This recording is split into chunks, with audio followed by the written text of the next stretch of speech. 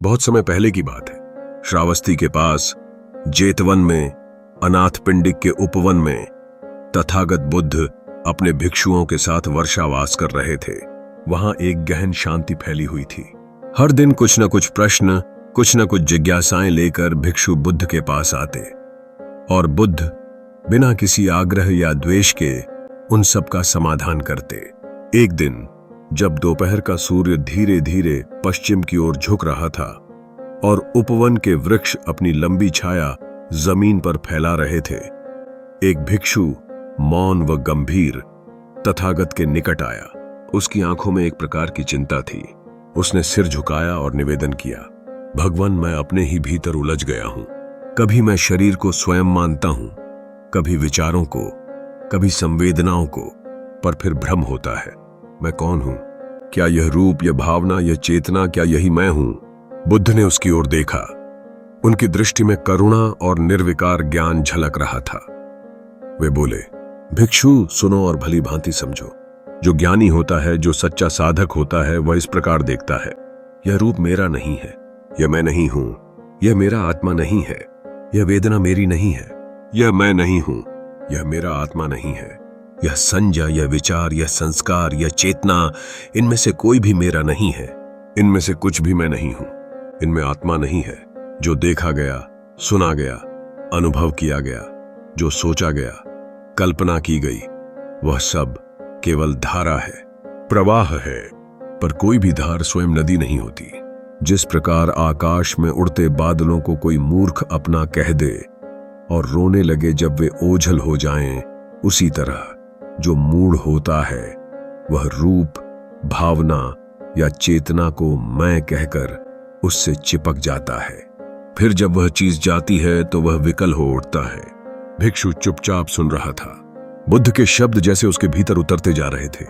बुद्ध ने आगे कहा, कुछ लोग ये मानते हैं कि यह सारा संसार ही आत्मा है और मृत्यु के बाद भी यह आत्मा अमर रहेगी, हमेशा स्थायी रहेगी। वे सोचते हैं, मैं नष्ट नहीं होऊंगा, मैं सदा रहूंगा। लेकिन जब ऐसा कोई व्यक्ति बुद्ध का या किसी ज्ञानी का उपदेश सुनता है जो यह सिखाता है कि सब धारणाएं, सब ग्रहण, सब इच्छाएं, सब द्वेष मिट जाने चाहिए, तो उस व्यक्ति को भय लगता है। वह सोचता है, ओह, इसका अर्थ यह हुआ कि मैं नष्ट हो जाऊंगा, मैं नहीं रहूंगा। तब वह रोता है, छटपटाता है, अपना वक्ष पीटता है, पागल सा हो जाता है। यह होता है जो नहीं है, उस पर भी भीतर का क्षोभ। भिक्षु ने प्रश्न किया, भगवान, क्या ऐसा भी हो सकता है कि भीतर कुछ नहीं है और फिर भी कोई उद्विग्न न हो? बुद्ध मुस्कुराए, हां भिक्षु, जब कोई व्यक्ति किसी आत्मा की धारणा को नहीं पकड़े होता, तब इवन जब उसे सिखाया जाए कि सब कुछ छोड़ देना है, मिटा देना है, वह विचलित नहीं होता। वह सोचता ही नहीं कि मैं नष्ट हो जाऊंगा। वह दुखी नहीं होता, न रोता है, न छटपटाता है। यह होता है भीतर कुछ न हो, फिर भी भीतर अशांति न हो। कुछ देर मौन छा गया। फिर बुद्ध ने भिक्षुओं से प्रश्न किया, अगर तुम्हें कोई ऐसी वस्तु मिल जाए जो सदा रहे, कभी न बदले, कभी न नष्ट हो, तो क्या वह धारण करने योग्य नहीं होगी? सब भिक्षुओं ने एक स्वर में उत्तर दिया, भगवान, हां, लेकिन हमने ऐसी कोई वस्तु नहीं देखी। बुद्ध बोले, मैंने भी नहीं देखी। ऐसा कोई भी स्व नहीं है जो शाश्वत हो, अटल हो, अनश्वर हो। संध्या की छाया अब लंबी हो चुकी थी। वृक्षों पर पक्षियों की चहचहाहट धीमी होती जा रही थी। भिक्षुओं की आंखों में एक शांत एकाग्रता थी और बुद्ध के शब्दों की गहराई जैसे पूरे उपवन में फैल रही थी। बुद्ध बोले, भिक्षुओं, मैं तुमसे पूछता हूं, यदि कोई कहे यह शरीर तुम्हारा है, क्या वह सत्य कह रहा है? नहीं, क्योंकि यह शरीर जन्म से पहले कहां था और मृत्यु के बाद कहां जाएगा। यदि यह वास्तव में तुम्हारा होता, तो क्या तुम उसे रोगी होने से रोक सकते? क्या तुम उसे वृद्ध होने से रोक सकते? क्या तुम कह सकते, ऐ शरीर, ऐसा मत हो, वैसा मत हो? नहीं भिक्षुओं, तुम यह नहीं कर सकते, और इसलिए जो तुम्हारा नहीं है उसे छोड़ दो। यह शरीर तुम्हारा नहीं है, इसे छोड़ दो।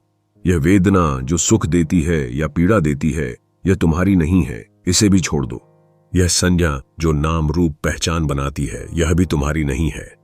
यह संस्कार, यह विचार, इच्छाएं, प्रवृत्तियां, आकांक्षाएं, यह भी पराई हैं।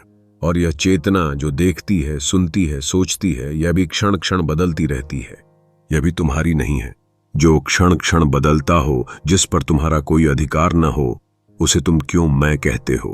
भिक्षुओं, मान लो कोई व्यक्ति किसी गांव या जंगल से लकड़ियां लाकर तुम्हारे घर में ढेर लगा दे, क्या तुम उन्हें अपना कहोगे? भिक्षुओं ने उत्तर दिया, नहीं भगवान, वह तो हमारा नहीं है। बुद्ध ने फिर कहा, फिर जो रूप, वेदना, संज्ञा, संस्कार और चेतना समय के साथ आते और चले जाते हैं, उन्हें तुम अपना क्यों कहते हो? भिक्षु मौन हो गए। अब वे देख रहे थे, बिना जजमेंट के, बिना पकड़ के। बुद्ध ने फिर गूंजती हुई आवाज में कहा, भिक्षुओं, ज्ञानी व्यक्ति ऐसा ही देखता है। वह किसी भी रूप को, किसी भी वेदना को, किसी भी वस्तु को अस्व नहीं मानता। वह बस देखता है, यह उत्पन्न हुआ और यह नष्ट हो रहा है, बस इतना ही। और जब वह ऐसा देखता है तो उसमें अनिच्छा उत्पन्न होती है। वह इन सबको पकड़ने की इच्छा छोड़ देता है। फिर उसमें विराग आता है, एक ऐसा वैराग्य जो कोई त्याग नहीं बल्कि सच्चा बोध है कि कुछ भी पकड़ने लायक नहीं है। और जब वह पूरी तरह विरक्त होता है तो वह मुक्त हो जाता है। जहां कुछ भी पकड़ना नहीं, वहां कुछ भी बांधना नहीं। जहां कोई बंधन नहीं, वही निर्वाण है। यह कहते कहते बुद्ध की आवाज जैसे किसी बहुत गहरे शांत समुद्र की तरह हो गई।